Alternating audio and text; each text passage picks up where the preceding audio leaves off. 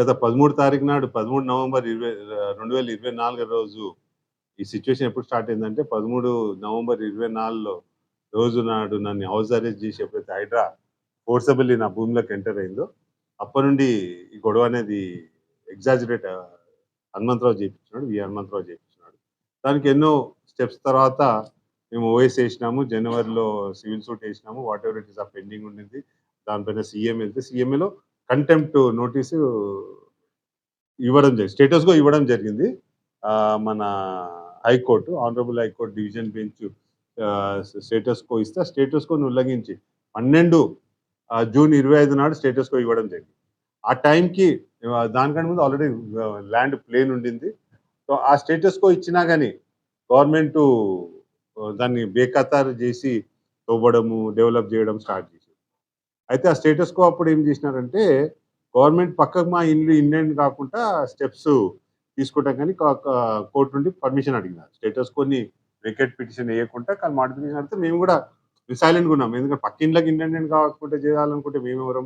Government ఏదైనా వాళ్ళు steps తీసుకోవచ్చు కదా అని అనుకుంటే కోర్టు కూడా అదే పక్కది.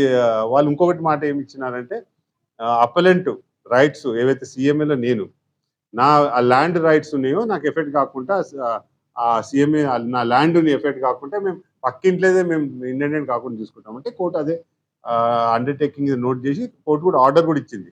పక్కింటి ఇండిపెండెంట్ కాకుండా చేసుకోండి బట్ సబ్జెక్ట్ టు నా ప్రాపర్టీ ఇంట్రెస్ట్ని ఎఫెక్ట్ కావద్దని ఆర్డర్ ఇచ్చింది. ఆ ఆర్డర్ ఇచ్చినాక కూడా హైడ్రా రంగనాథ్ గారు హనుమంతరావు గారి ప్రెషర్ పైన ఎందుకంటే చూస్తా ఉన్నాం మీడియాలో హనుమంతరావు గారు వెనకాల ఉండి పించింగ్ చాలా చేస్తూ ఉండింది. సో వాళ్ళు అయినా కానీ డెవలప్ చేసినారు. డెవలప్ చేసి మళ్ళీ మన సీఎం గారితో ఇనాగ్రేట్ చేసినారు. ఎప్పుడైతే డెవలప్ చేస్తున్నారో ఇమీడియట్ మేము కంటెంట్ మూవ్ చేసినాము. కంటెంట్లో అన్ని ఫొటోస్ పెట్టినాము డేట్ టు వైజ్. స్టేటస్కి వచ్చినప్పుడు ఏం పరిస్థితి ఉండింది, డే టు డే ఉండిందని. ఆ కంటెంప్ట్ కేసు ఆశ్చర్యకరం ఏంటంటే సీఎం గారి కంటెంప్ట్ నడుస్తూ ఉంది, సీఎంఏ నడుస్తూ ఉందని వారికి తెలిసినా కానీ ఆ రోజు ఇనాగ్రేషన్ చేయడానికి వచ్చి నన్ను ఒక కబ్జాదారుగా చిత్రీకరించి స్పీచ్ ఇచ్చిన.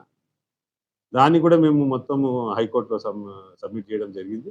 దానిపైన హైకోర్టు మొన్న 17 మార్చ్కు ఆర్డర్స్ ఇష్యూ చేసింది. దాంట్లో రంగనాథ్ గారు, హైడ్రా కమిషనర్ రంగనాథ్ గారు కంటెంప్ట్ చేసినారు అనేసి డిక్లేర్ చేసి జడ్జిమెంట్ ఇచ్చినారు.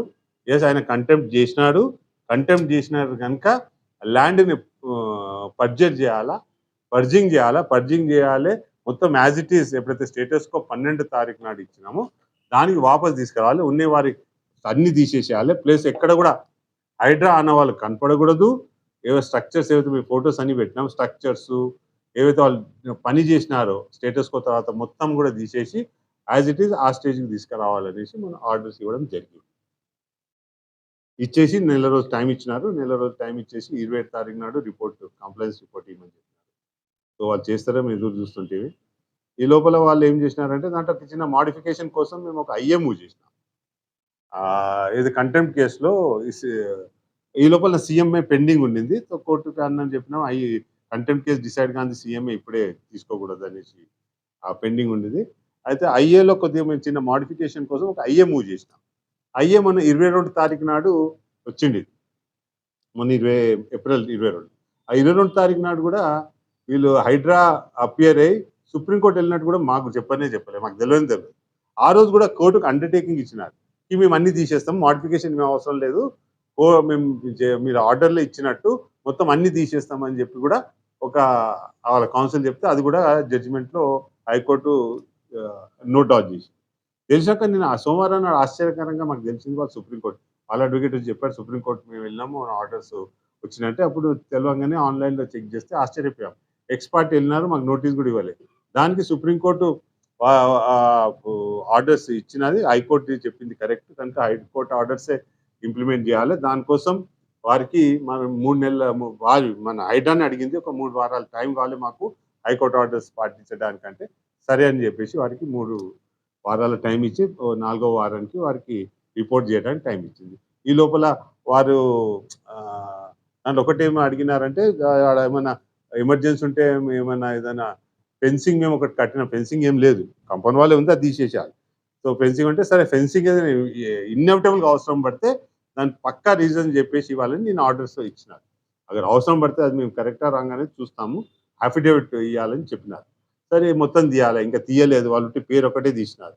కానీ మొత్తం స్ట్రక్చర్ ఏదైతే జూన్ 25 ఉండేనో అలా వాపస్ తీసుకురావాల్సిన బాధ్యత వాళ్ళ హైడ్రాకు ఉన్నది, వాళ్ళు చేయాలి. మేము కూడా మేము ఆర్డినరీ నాగర్ సిటిజన్ ఉండి మేము we are following law of land.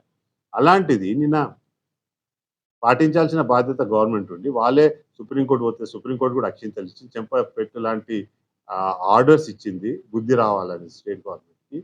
ఇలా మేము వెయిట్ చేస్తుంటే నేను హనుమంతరావు వచ్చేసి ఆడ ధర్నా చేయడం హాస్యాస్పదం. ఆయనకు బీజేపీ సపోర్ట్ చేయడం అనేది ఇంకో పెద్ద హాస్యాస్పదం. ఒకటా ఇన్కంబెంట్ సెంట్రల్ గవర్నమెంట్లో ఏదైతే లాని తీసుకొచ్చే పార్లమెంట్లో ఉన్న పార్టీ బీజేపీ. ఒకప్పుడు రాజ్యసభలో కూర్చున్న వి హనుమంతరావు. లా అంటే ఏందో వాళ్ళకి తెలిసిన వీళ్ళిద్దరు ఇంకా లెఫ్ట్ పార్టీ అట. వీళ్ళు ధర్నా కూర్చొని ఏం సుప్రీంకోర్టు ఆర్డర్ ఇచ్చినాక వీళ్ళు ఎందుకు ధర్నా కూర్చున్నారన్నది భగవంతుని తెలుసు, వాళ్ళకే చెప్పాలి. ఇంకొకటి ఇవాళ ఆయన చుట్టూ హనుమంతరావు చుట్టూ కూర్చున్న ఆయన చెంచాలందరూ, దాంట్లో మహేందర్ కూడా ఉన్నాడు అనుకుంటా. మహేందర్ మీద కేసు ఇచ్చిన వాళ్ళేదైతే నా 2 ఎకరాల కబ్జాలు ఉందో ఈ మహేందరు హనుమంతరావు చెంచాలే ఆడ కబ్జాలు చేసి ఉన్నారు. ఇప్పుడు ఎట్లా నాకు వాళ్ళ భయం ఏంటంటే మళ్ళీ వాళ్ళని నిలగొట్టడం భయం. ఇంకొకటి మహేందర్ మీద ఇంత క్రిమినల్ కేసు కూడా వేసింది. ఇంకొకటి మహేందర్ ఒక 400 గజాలు నాకు ఇవ్వమని చెప్పి ఈయనే ఆఫీస్లో వచ్చి నన్ను అడిగితే తిట్టి పంపించిన, నీకెందుకు ఇస్తారా అని చెప్పి. ఇలాంటి బ్లాక్ మెయిల్ అని దగ్గర కూర్చుండే హనుమంతరావు ప్రభుత్వం తప్పుదోవ పట్టించడం చాలా పెద్ద తప్పు. ప్లస్ గౌతమ్ రావుని కూడా చూసినాను. గౌతమ్ రావు మీకేం అవసరం పడ్డదండి బీజేపీ వాళ్ళకి? ఒక పక్కకు మీ బెంగళూరు ఎంపీ ఏమో తెలంగాణ మా పార్టీ ఏదైతే కొట్లాడి తెలంగాణ తీసుకొచ్చిందో దాన్ని పాకిస్తాన్ని విభజించిన దానికంటే అధ్వానంగా తెలంగాణను విభజించిందని అని చెప్పేసి ఆ బెంగళూరు ఎంపీ చెప్పినప్పుడేమో మీరు ఎవరు దాన్ని అపోజ్ చేయలే.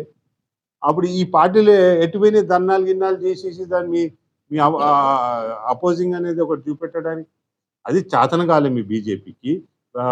సెంట్రల్ నుండి ఫండ్స్ ఒకటి రావట్లేదని తీసుకురావడానికి ఒక అజిటేట్ చేయాల్సిన అవసరం ఉన్నా కానీ చేయకుండా కూర్చున్నారు. దీన్ని బట్టి తెలుస్తా ఉంది బీజేపీ కాంగ్రెస్ ఒకటేనే. ఇంకొకటి బీజేపీ కార్పొరేటర్లు అందరు కూర్చున్నారు. దేనికి కూర్చున్నారండి మీకు బీజేపీ వాళ్ళు? మీరు ఒక్కొక్కటి మీరు నల్లకుంట డివిజన్లో చూపెట్టమంటారా, కాచిగూడ డివిజన్లో చూపెట్టమంటారా? ఇప్పుడు కాచిగూడ డివిజన్లో ఆ కేశవ జూనియర్ కాలేజ్ అని ఒకటి బర్కత్పుర చిమ్మన్ దగ్గర పెద్దది కట్టినారు. దాని పిల్లల కాలేజ్కి ఇచ్చినారు. చుట్టూ సెట్ బ్యాక్ లేదు, ఫైర్ ఇంజన్ పోగలుగుతుందా అండి దాని చుట్టూరా? ఇప్పుడు రంగనాథ్ గారిని డిమాండ్ చేస్తా ఉన్నాను, ఈ బిల్డింగ్స్ మీరు వెరిఫై చేసి కరెక్ట్ లేకపోతే ఇంతకుముందు వేరే బిల్డింగ్స్ కూలగొట్టారు మీరు. ఇప్పుడు గౌతమ్ రావు గారికి సంబంధించిన బిల్డింగ్ అని నాకు తెలిసింది. దాన్ని నేను ఛాలెంజ్ చేస్తున్నాను. బీజేపీకి చాతనైతే ఆ బిల్డింగ్ దగ్గర రంగనాథ్ గారిని రమ్మనండి. ఇప్పుడు హనుమంతరావుది ఎదురుగా బాగలి సొసైటీలో పార్కులో బిల్డింగ్ కట్టినాడు, 6-7 అంతస్తుల బిల్డింగ్ కట్టినాడు, కాలేజ్కి ఇచ్చినాడు. దాని చుట్టూరా ఉందా అండి ఫైర్ ఫైటింగ్ బిల్డింగ్ తిరగడానికి? ఇది మీరు దీనికి ధర్నా చేయండి బీజేపీని అంటున్నాను. హనుమంతరావు మీద ధర్నా చేయండి, ఆడ బిల్డింగ్ అదే మీది కాకపోతే చమాన్ దగ్గర ఉన్న కేశవ జూనియర్ కాలేజ్ మీద ధర్నా చేయండి.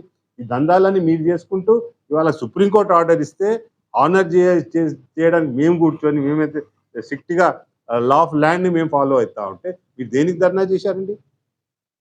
అంటే గుడ్డికి సపోర్ట్ చేస్తారా మీరు? బీజేపీ హనుమంతరావు తన పర్సనల్ ఇంట్రెస్ట్ కోసం చేస్తా ఉన్నాడు.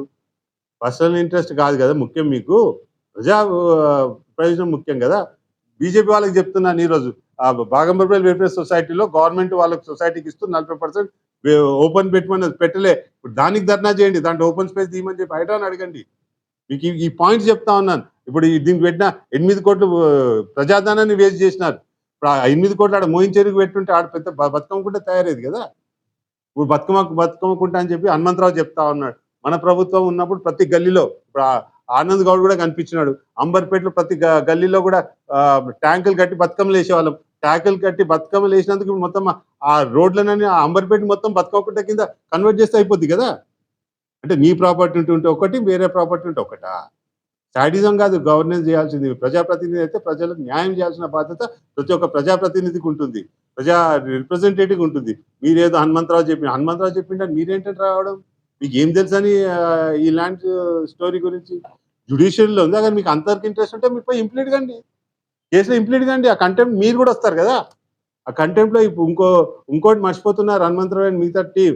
అగర్ నా ల్యాండ్ జోలీలోకి వస్తే ఈవెన్ థర్డ్ పార్టీ అగేన్స్ట్ కూడా అదే కంటెంప్ట్ కేసులో even third parties can become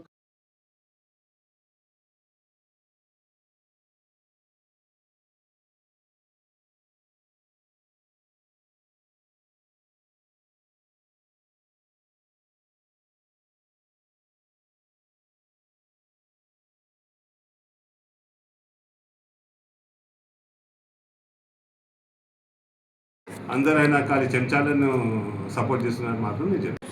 అంటే రేవంత్ రెడ్డి గారు హనుమంతరావు సుఖం కోసం తను చేస్తుండా, కానీ ఎన్నోసార్లు చెప్పినాడు నేను ఎంతోమందిని తొక్కి పైకరికి వచ్చినా అని. అంటే రేవంత్ రెడ్డి తన పదవి కోసం ఎంత దిగజారుతారు అనేది దీంట్లో తెలుస్తూ ఉన్నది. తన పదవి కోసము ప్రజాధనాన్ని ఎంత దుర్యోగం చేస్తాడా అనేది దీంట్లో తెలుస్తూ ఉన్నది. ఒక పక్కకు పాపం పనిచేసే వాళ్ళకి శాలరీస్ లేవు, ఆర్టీసీకి ఫండ్స్ లేవు, స్కీమ్లు ఏదో 420 స్కీమ్లు ఫ్లోట్ చేసిన దానికి ఒక్క పైసా లేదు.